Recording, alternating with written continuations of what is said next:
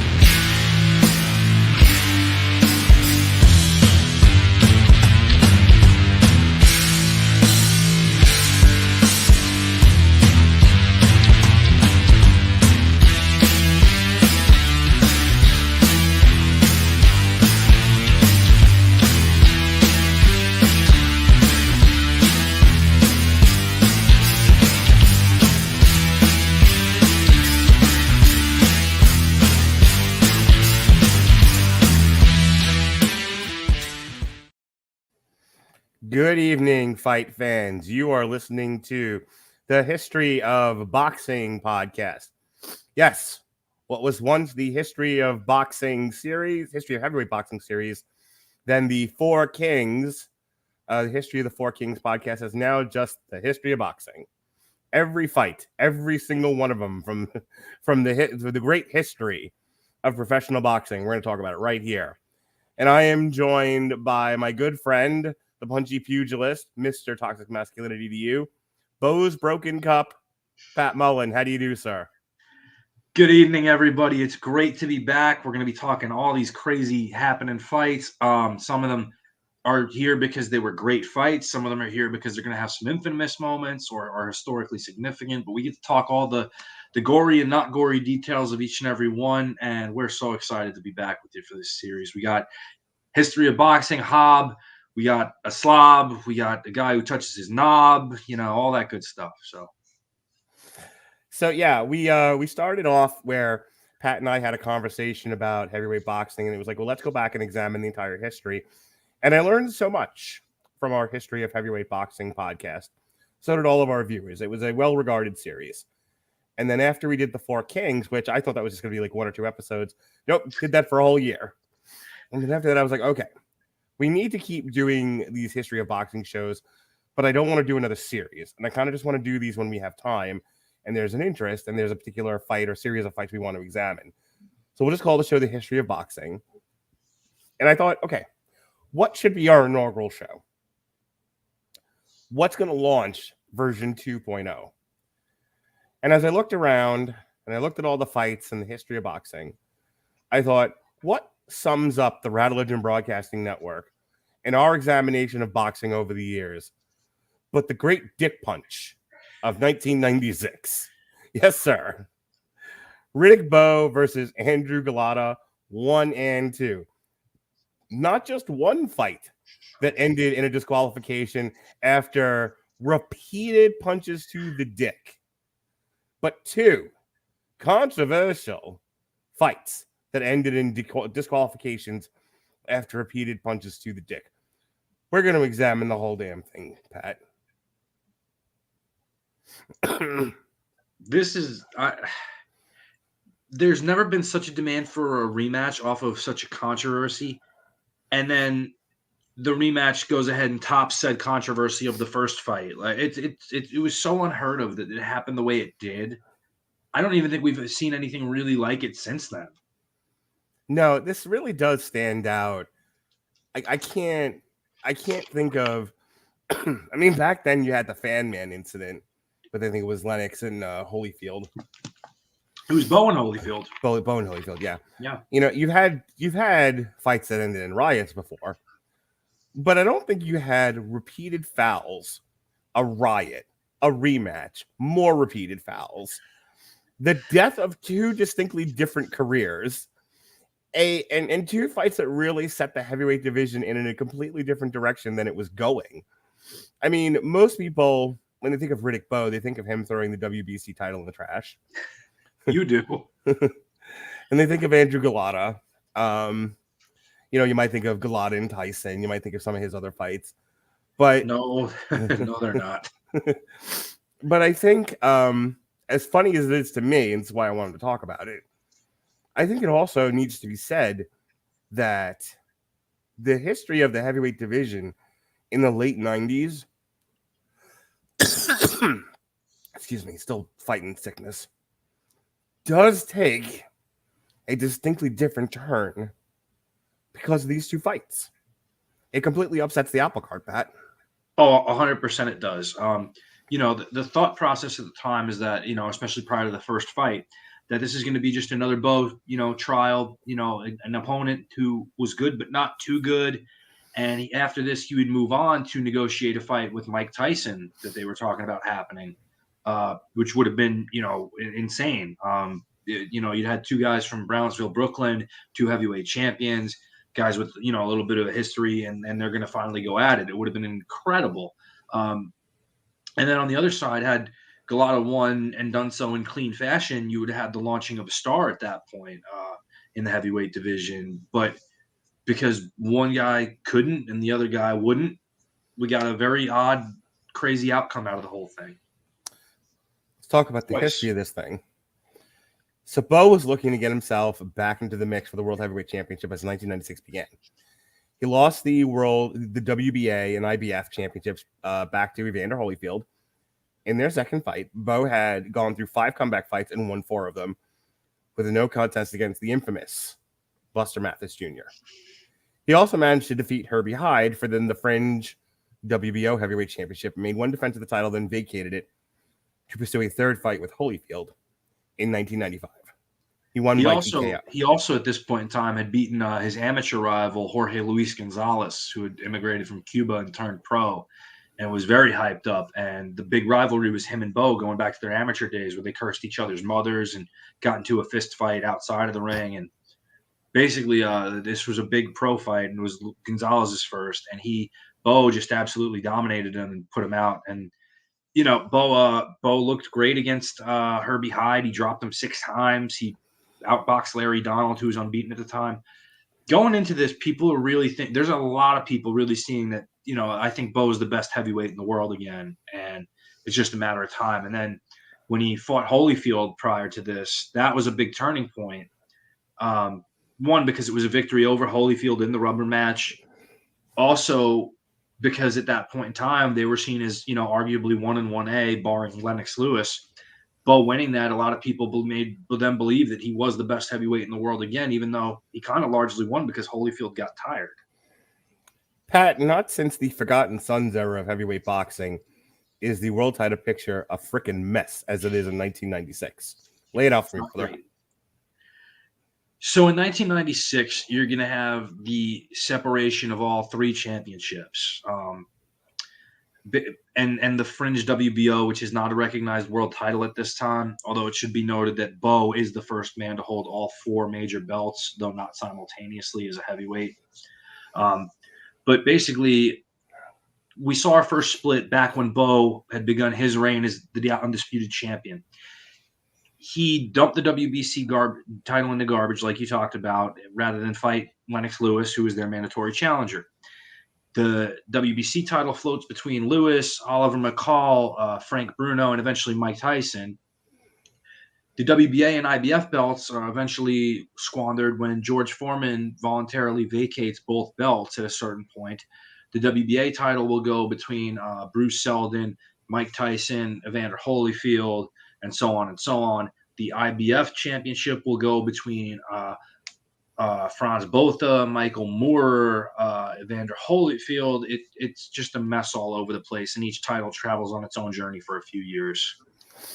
So at this point, we're looking again for someone to pull up Mike Tyson and unify all the titles. There are people thinking, there's some thought out there that maybe Riddick Bowe is the guy, and that this is the journey, this is the beginning of that journey. That's what I mean by, if this doesn't go the way that it goes, in the alternate timeline where Andrew Golota can keep punches above the belt, you might have a situation where Riddick Bowe, is able to claim those titles. You might also have a situation where maybe Golota doesn't do what he does and emerges as a top contender and potentially can do something. All right, so you have Riddick Bowe, who's making a comeback, and he's looking for a big fight. He is going to fight Lennox Lewis, but he needs both him and Lennox Lewis are in this like weird mini tournament thing, where it's like they're both going to fight tune-up fights, and then they'll win those tune-up fights theoretically, which is a weird thing. Can we just talk about that for a second? Like, let's schedule squash matches in boxing. It's like, why do you even take that chance?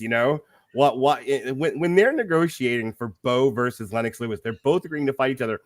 Why, Pat? Why not just make that fight when you have it, as opposed to this roundabout way where they're like, Bowe will fight Golota first, and we'll talk about him in a second.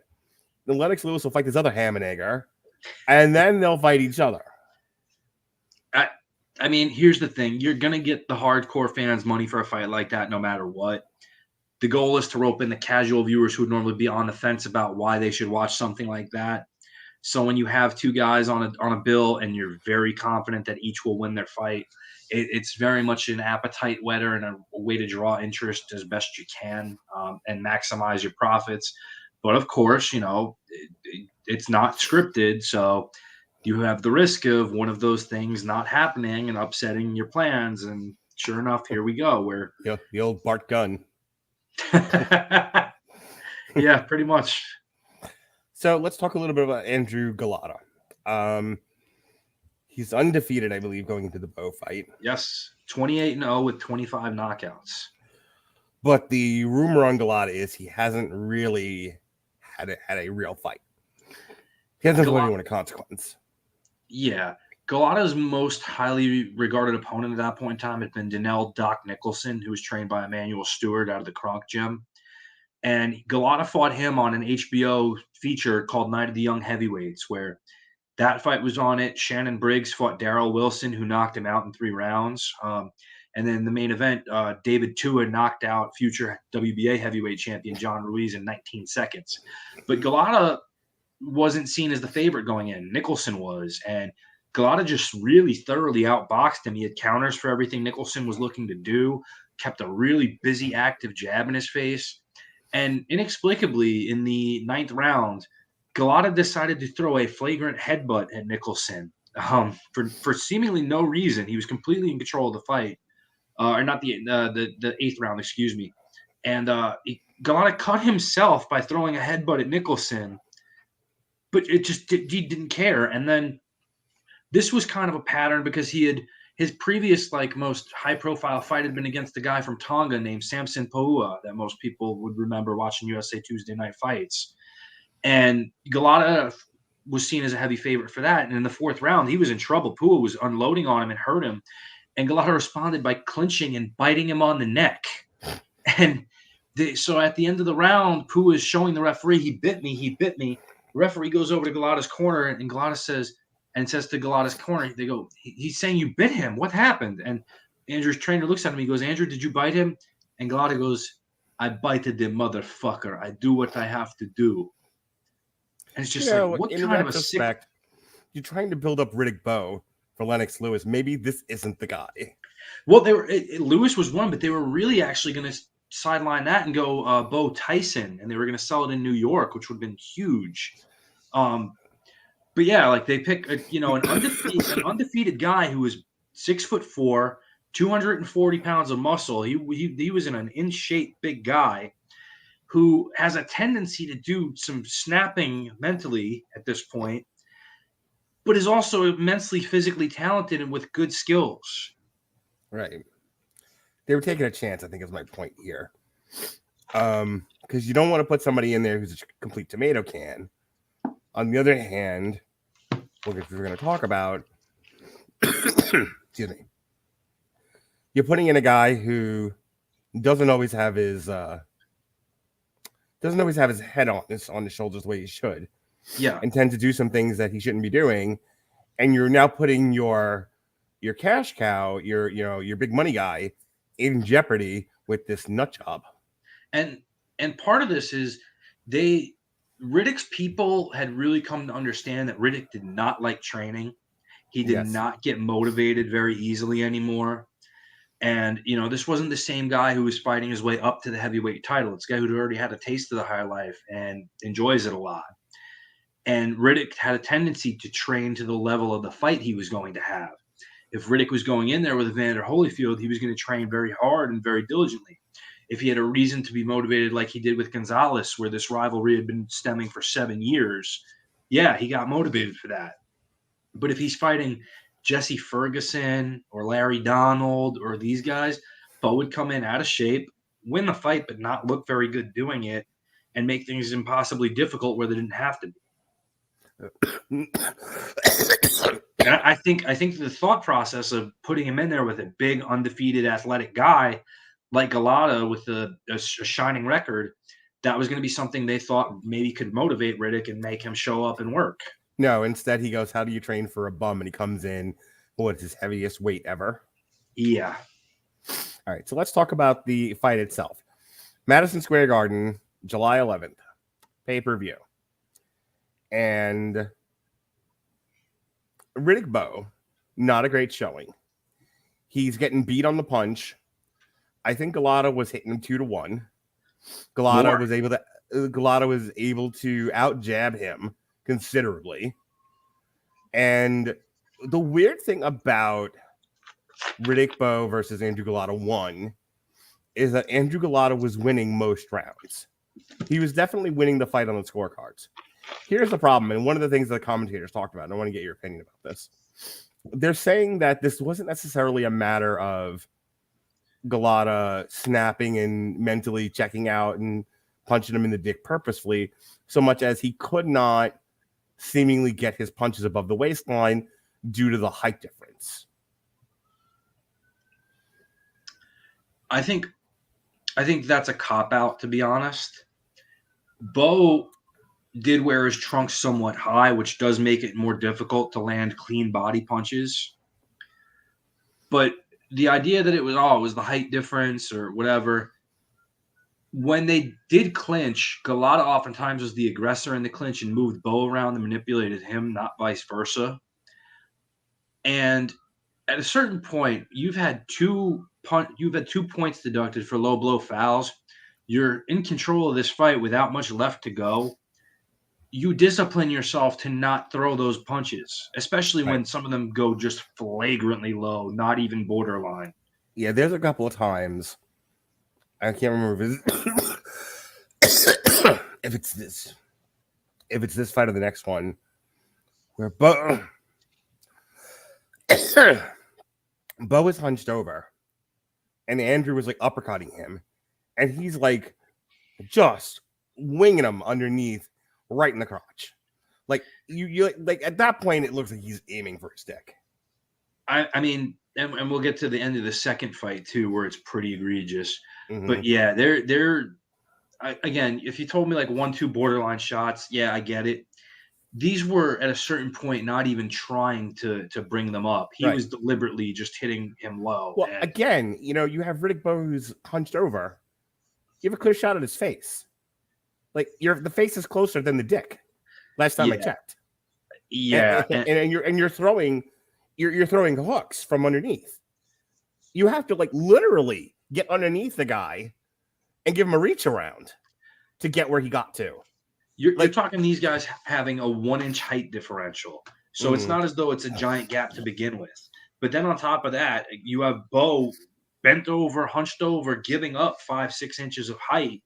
And still, Golota finds a way to land multiple low blows to the point where they're yelling at him in the corner, "Andrew, no more body punches, jabs, hooks, uppercuts." And he just can't do it. I mean, I don't know that there's a real round in this fight that Bowe won without Golota having points deducted. I don't think there was. Yeah, I think the judges might have given him one round. Going back over it the other day, but even that I'd have to re-watch the fight. Yeah, but again, I go back to when they're standing head to head and he's throwing body punches, and he's hooking to the body, or he's uppercutting to the body, and he's going a little low. Okay, that I can see. These are errant punches, and you're not. Your technique is giving way. You're not as good as you think you are. You're hitting them below the belt, and some of them they weren't straight up in the dick either. They were just below the belt line, they were in the pelvis area. Yeah.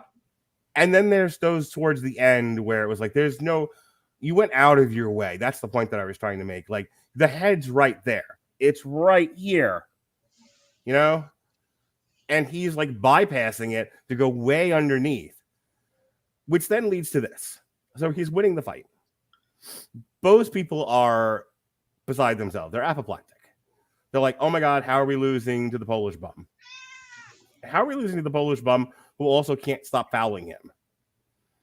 And then that last one is so blatant. It's so egregious.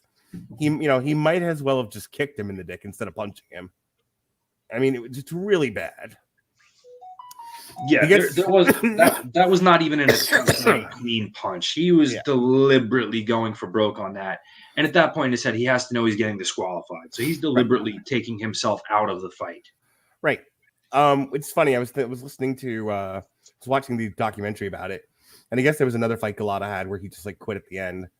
There's a few. We'll talk about those after the second one, but where I think we talk about entitled fighters, and I'm not entirely sure that's Golota, but there is something to be said for a guy who, when things are not going the way he wants them to go, and he gets frustrated, he just kind of throws, he pulls a no mas and just says, I don't want to do this anymore. You're you're at the top of the mountain, literally one more step, and you're home free. And you're like, nah, I don't want to go. And there's nothing you can do about that at that point. That is all 100% mental health. And this is the part, and we're going to, trust me, this is going to be as much about mental health as anything else on this show. At least this episode, we should say. But you're talking about, this wasn't a situation where the going got tough, so he needed to get out. He was winning damn near every round of this fight from start to finish. In this fight, the first fight, he really wasn't ever hurt by Bowe. Right. And you're coming up, pretty easily on the distance. So even if you're not going to finish Bowe off, you have a commanding lead. You don't look tired. You don't appear to be having any difficulties. Why did you snap and take and give this fight away? I do wonder if it's, I want to be able to punch where I want to punch. I want to do a good job. And he's getting called for fouls, and he's frustrated with himself, at which point he just keeps well, if I'm going to get called for fouling when I don't think I am, I'm going to be even more egregious about it. I'm going to be even more of a dickbag, so to speak. Yeah. It's the only thing I can think about, sort of projecting. If I were Andrew Golota, what would I be thinking? And it's well, I don't think I hit him low. And, talk about he's wearing the short tie and all of that stuff. I mean, I'm wondering if how much of this was Andrew Golota just being frustrated with, despite the fact that he's winning, frustrated with being called on this stuff and losing points, having points deducted, and him just going, fuck it. You're going to call me out for that. Watch what I do now. Or is he just so frustrated that Bowe is still there, despite how well Andrew's fighting? That could also be. Because, again, we talked about, against Samson Pua, he was badly hurt, and that's why he bit him to stay alive.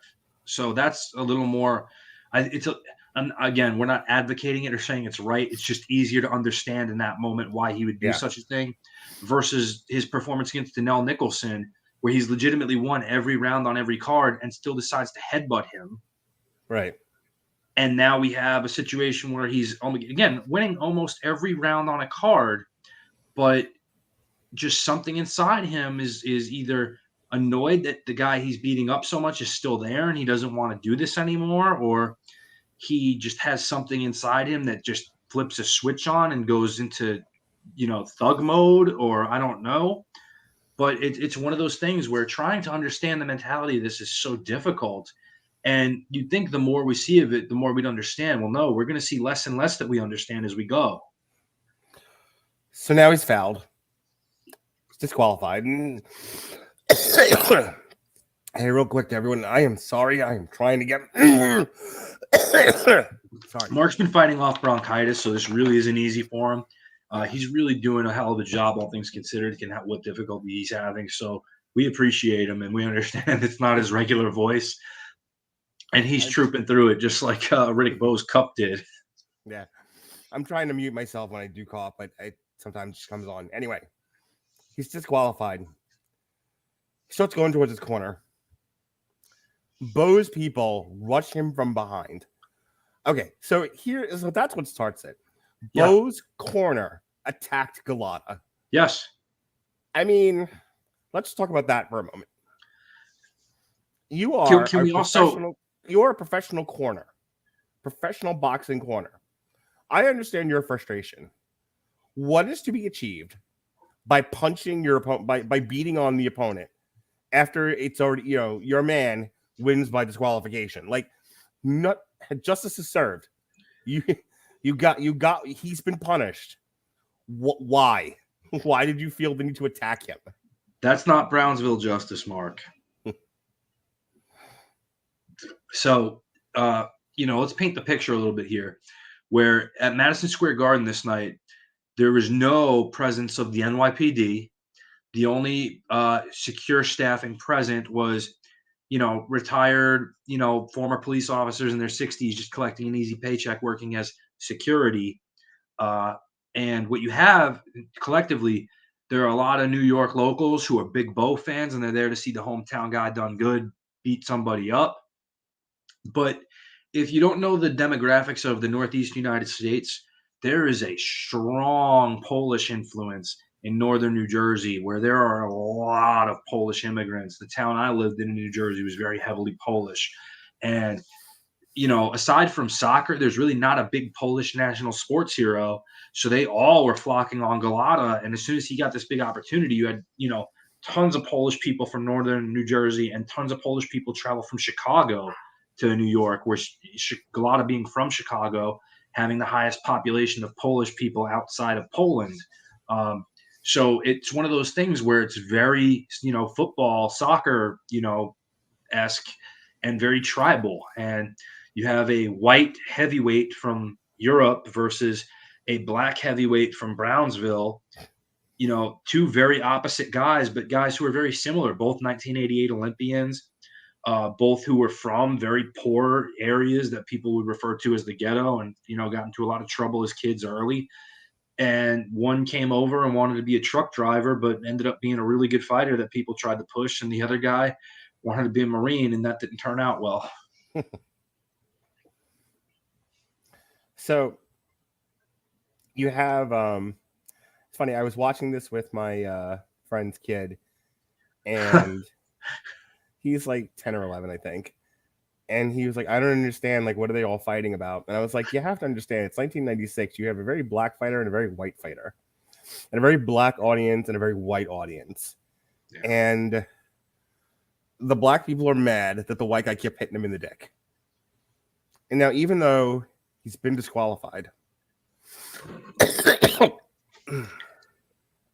even though there's nothing more that can be done here, you just take the DQ and go home. Tempers flared, as I said. The corner attacked Golota's people. And I think, as we've seen, like, if you look at like the great histories of sports riots, it doesn't take much to agitate the crowd. Because I think and that's the thing. That's why I wanted to draw attention to this.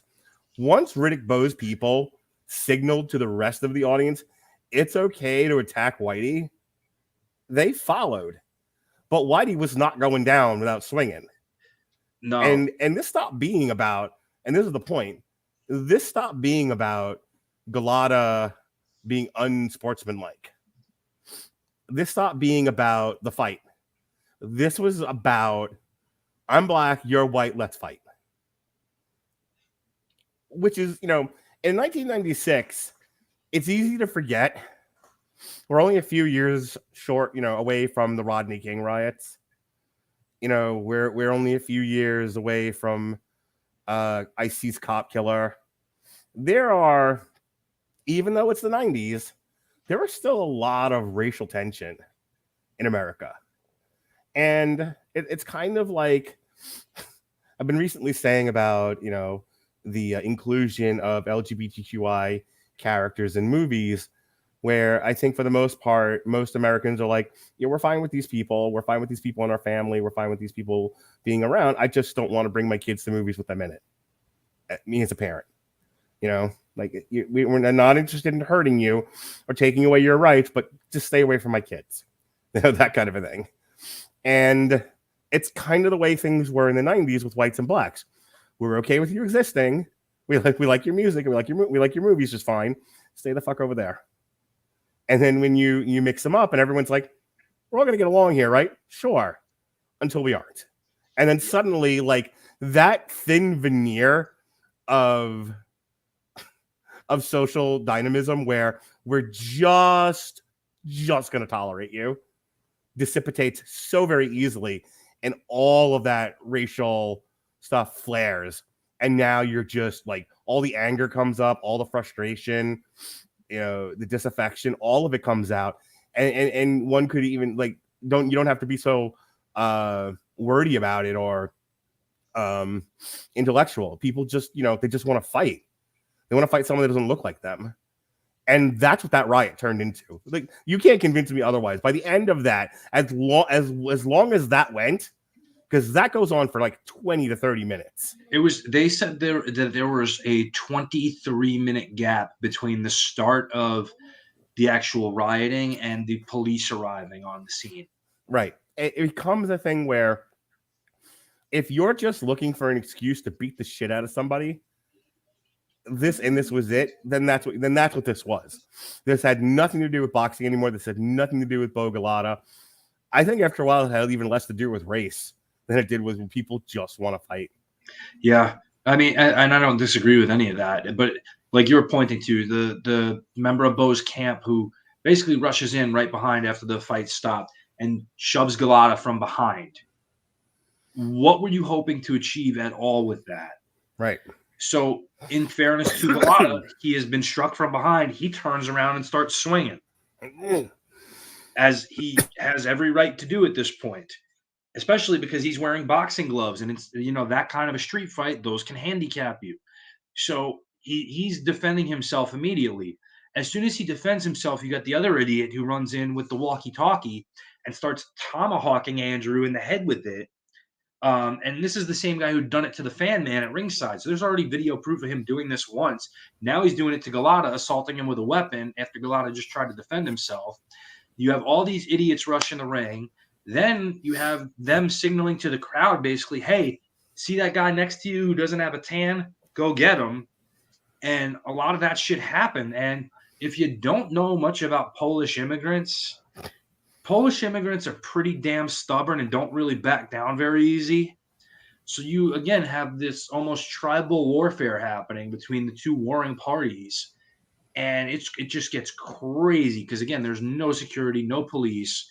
You have, again, the limited security that there is are 60-year-old retired cops trying to fight off 20-year-olds, who've been, 5 and 6 beers deep at this point and are full on raging. And now, this whole shit mess happens. Lou Duva is having a heart attack in the ring and has to be carried out on a stretcher that they have to fight through the crowd to get him out. You have idiots trying to rush Jim Lampley, Larry Merchant, and George Foreman, who George had to physically take out a couple of guys to help defend Jim and Larry, which is insane. Like, you have that whole arena to pick from of somebody to rush, and you choose George Foreman. Can we just give credit where credit's due? George Foreman black, Jim Lampley white. George Foreman didn't care. Just saved his coworker, saved his colleague, saved the people who weren't doing anything that he cared about and could help. Right? Like credit where credit's due, man. I mean, I'm 100% positive if George had been in the ring, nobody would have laid a hand on Lou Duva. But that's the thing. You have civilized people who understand that, like George, like Jim, like Larry, who look at each other as friends and don't care what color you are. Like, I'm sticking with you through this whole situation. And, it gets so crazy. You have 20 uninterrupted minutes of just violence for the sake of violence against people in an arena being destroyed and pulled apart. And finally, like, they get police in there I think they said something like 18 to 20 arrests were made. 20 to 25 people were hospitalized with injuries of some sort. They had Lampley make it up to the control booth inside, and they told him, like, Jim, just think of something to personalize this, and we'll head off the air. And his line was, me, I got a 16-year-old daughter in here, and I'm scared to death of what's happening because I'm not with her right now, and it's pretty insane to think about, which fortunately she was safe at the time. And Jim makes it clear on the air to, like, thank George. He goes, I want to let everyone know, George Foreman was at ringside and he defended Larry Merchant and myself from some people. And we want to thank you for that, George. And it was one of the ugliest things you'll ever see.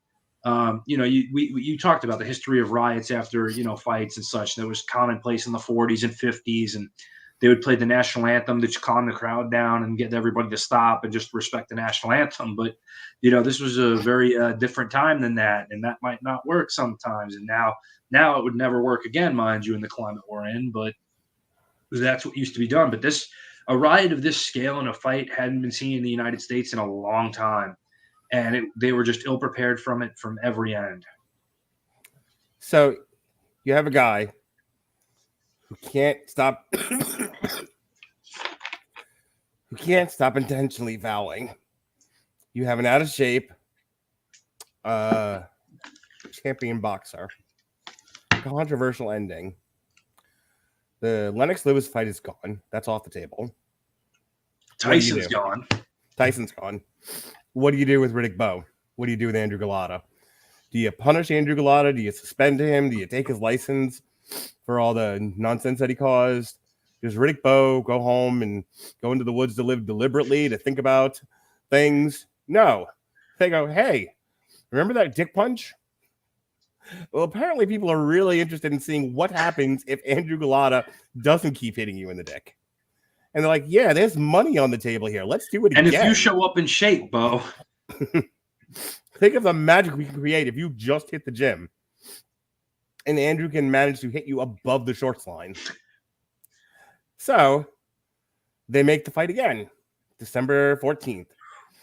From this time, as opposed to Madison Square Garden, we were in a fight town, Atlantic City. Mm-hmm. And I think they were at the convention center, and they immediately made the first order of business having a high police presence there. Yeah, no shit. This time Riddick Bowe, I think, drops good 30 pounds. He comes in at 232. He lost a lot of weight in a very short amount of time. I think the spin on this one is that he might have been a little dehydrated going into that fight. He was absolutely using diuretics and stuff like that, stuff that's not necessarily the healthiest way to shed weight. And on top of that, part of that was, and the widely speculated part of that is because Eddie Futch had quit as Bowe's head trainer, because even though he'd been with Bowe through this long and always said Bowe had the potential to be the best heavyweight he ever trained, and this is the guy who trained Joe Frazier, Ken Norton, Larry Holmes, Michael Spinks, and he said Bowe could have easily been the best. The fact that Eddie got so frustrated with him that he quit as his head trainer says a lot about what Bowe was doing in terms of keeping himself in shape or not. Right. So we make the fight. No big intro here. Second fight goes largely the way the first one went. Andrew Golota was able to control most of the fight. This is another one where I think Bowe may have won a round or two. Bowe had that one big round where he had really badly hurt Andrew and dropped him. But for the most part, Golota is unloading on Bowe. Bowe is frustrated through this. Bowe's will kind of breaks before the unfortunate ending of this one. The problem is, as we talked about at the onset, Golota can't keep the punches above the waist. And he's fouling him and fouling him and fouling him, and finally... And he rabbit punches him too. Right. And despite the fact that he's winning, despite the fact that he's, controlling the fight for the most part, Golota, and this is what we talked about, Bowe is hunched over, just literally 3-punch combination. Yeah, like it was a speed bag. I remember watching it with my friend's kid, and we kind of laughed at it because it's kind of just one of these, here's his dick, right? Boom, boom, boom. It was a 3-punch combination, all aimed square at his dong. Like Yeah, I there's mean, we have seen some kicks in the dick and some punches in the dick in the UFC. Where Joe Rogan has to then go into his 20-minute soliloquies. And some of them you're like, that didn't seem like it was that bad. And then others you're like, you could feel it through the television where every guy in the room just doubles over. I don't think I have hurt virtually as badly as I did on that last one that gets Golota disqualified. it was so bad. And Andrew really did more damage to Bowe in this fight than he did in the first fight, where Bowe was in worse shape. Bowe came in, everybody was like, oh wow, he looks trim and whatever. It's very clear he's dehydrated, like you said, immediately. And as such, he's tired out very quickly. And he just absorbs and absorbs and absorbs. And Golota's letting his hands flow even more free in this fight than he did in the last one. He knocks Bowe down. He hurts Bowe repeatedly. There's one point, I think it's like the 5th or 6th round, he lands like something like 35 unanswered punches to Bowe through the course of the round. And they're just all hammers. He's not throwing anything light. There's no feel outs. Golota's throwing hard shots, and they're landing flush. But again, through the course of this fight, he is warned again for low blows. He is deducted a point for low blows. He is warned for rabbit punching. He is warned for headbutting and has a point taken away for it. And again, cuts himself, not his opponent, with the headbutt.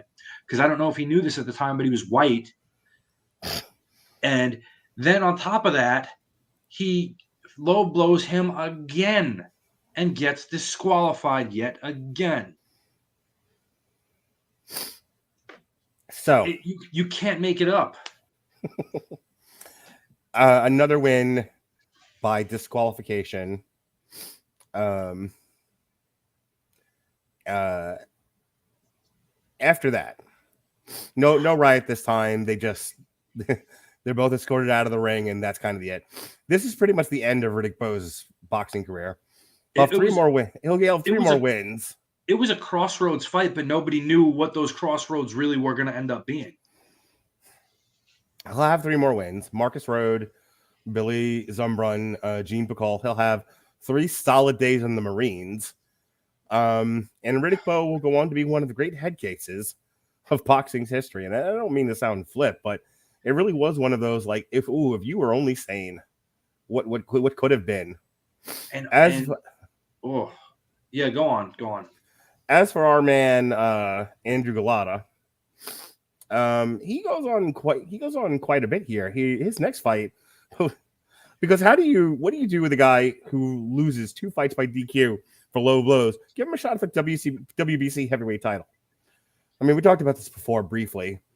He gets knocked out by Lennox Lewis in the first round. He then goes on a bit of a win streak. Every time I watch that fight, when he gets knocked down and the camera sees his face, he usually does the look on his face like, it's so good. All right, he goes on quite a win streak, and then he gets an NABF heavyweight title fight, which he loses against Michael Grant. He has 2 more fights. That's a perfect example of what we were talking about. Mm-hmm. Against Michael Grant, Golota knocked him down in the first round, had won about 7 of the next 8 rounds on all 3 scorecards. They're in the 10th and final round, and it's impossible that Michael Grant can win a decision. Michael Grant winds up knocking Golota down in the 10th round. Golota is not badly hurt. There's about a minute left, so all Golota basically has to do is hold on. He gets up. The referee looks at him and says, Andrew, you want to continue? And Andrew doesn't answer him. He goes, Andrew, do you want to continue? Looks at him and says, no. And inexplicably just quits in a fight he had won. Even if he didn't throw any more punches, all he had to do was just not get knocked out, and he wins the fight. And he chose not to do it. He chose to quit. Speaking of which, he fights Mike Tyson on October 20th, 2000, where Mike retires him on the stool in round 3, and then Mike Tyson fucking fails a drug test. Do you remember the whole scene at this point when they basically had to force Andrew to go out for the second round and fight? No. Golota got knocked down in the first round by an overhand right. No big deal. Mm-hmm. They have the second round where they basically had to yell at him, you're going out there to fight. Get out there. Like, I don't want to do this. No, get out there. Come on. Goes out. And then after the third round, he just says, "Fuck this, I'm not doing it anymore." And they go, "What?" He goes, "Fuck this," and he starts trying to storm off. Al Certo was his trainer at the time. Al Certo tries to put his mouthpiece in, and Golota spits it out like a kid that won't eat his baby food. He storms out. They throw drinks at him. It's horrible. And Al Certo later said, he knows, I tried to, Al Certo would later say, he goes, "I tried to shove that mouthpiece in his mouth. I should have stuck it up his ass." and at that point, everybody kind of thinks, all right, well, this is the last chance Golota's had at anything. And he even retires for a little bit. And he gets into a little bit of legal trouble after going back to Poland, which is why he fled Poland. He fled Poland in the first place. But then out of nowhere, he just kind of makes a comeback, and he gets announced as an opponent for Chris Bird on a heavyweight night of fights at Madison Square Garden. And Golota performs really, really well. Fights a great fight against Chris Bird, who's very highly regarded. He's the IBF heavyweight champion. And they fight to a draw in a fight a lot of people felt Golota won, or it could have gone either way. But it was a great close fight. But everybody was shocked because it was like, that was Andrew Golota. Where did he come from with this? Right. And he held his composure through a difficult fight through the entirety of it. So then go ahead. Then he gets a shot at the WBA title against John Ruiz. And he knocks Ruiz down. He beats him up pretty good for most of it. Ruiz's cornerman, Norman Stone, is thrown out by the referee for throwing foul language at him. And it's a fight that a lot of people, again, believe Andrew should have won. Only this time they give the decision to Ruiz, which is one of many decisions given to Ruiz that people regard as wrong.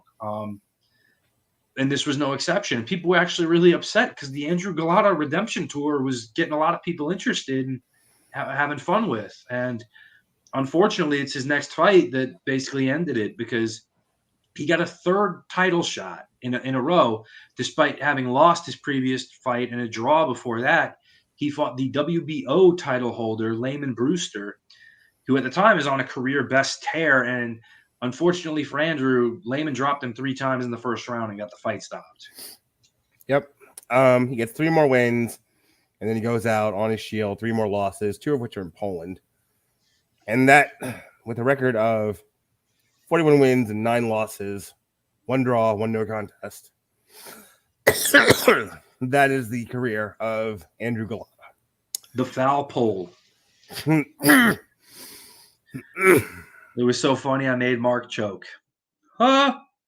No, but that's the career of Andrew, and it was a lot of unfulfilled potential. He spent a lot of his best years just doing stupid things, and that was what made his comeback so interesting when it happened, and a lot of people were rooting for him, and unfortunately it was just too little too late and not well politically connected enough to beat Don King's champions.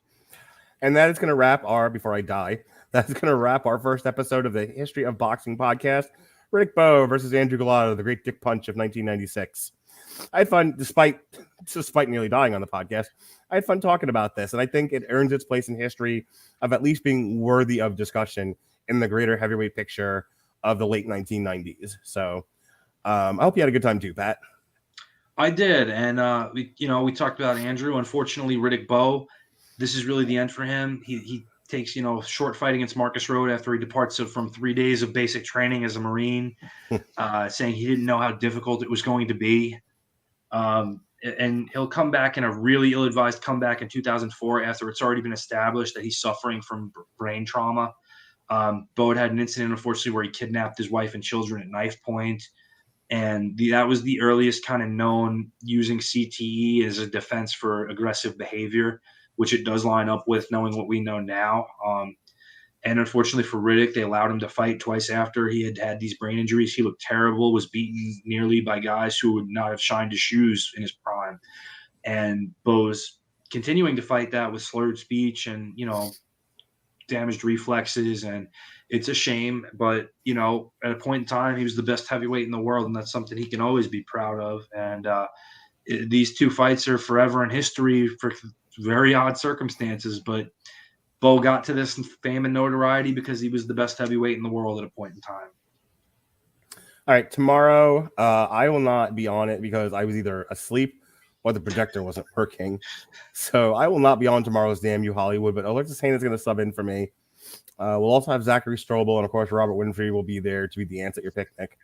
So they're going to review Disney's Strange World, which is like the biggest bomb. Oh, in there's the history of the people company. who paid to see it. Yeah, really. Thursday, we're going to re-air our Alexander Usyk, Chaz Witherspoon alternative commentary. And in the evening, hopefully I'm doing better than that I am now. Myself, Andrew Graham, and David Wright will be discussing The Crown Season 5. As far as what Pat and I are doing, the history of boxing, yeah? We've got... hey, do you remember when we discussed Mayweather versus Pacquiao? Yes.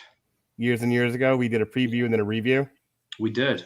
Well, I cut that all up into pieces, and I'm going to re-air it on December 3rd. Awesome. Yes, sir. And then we're back to look smart. And then we'll be doing the real history of boxing again. We're going to have Gavin Napier on. Gavin Napier doesn't like anything, but the few things he does like is the Diego Corrales Luis Castillo fight. Oh. From May 7th, 2005. It's been 17 years, and I still remember it as fondly as I do then. Yeah, some say it's like the best pure action fight in modern boxing. So we're going to examine it. Diego Corrales, Jose Luis Castillo. January 26th, Pernell Whitaker versus Julio Cesar Chavez.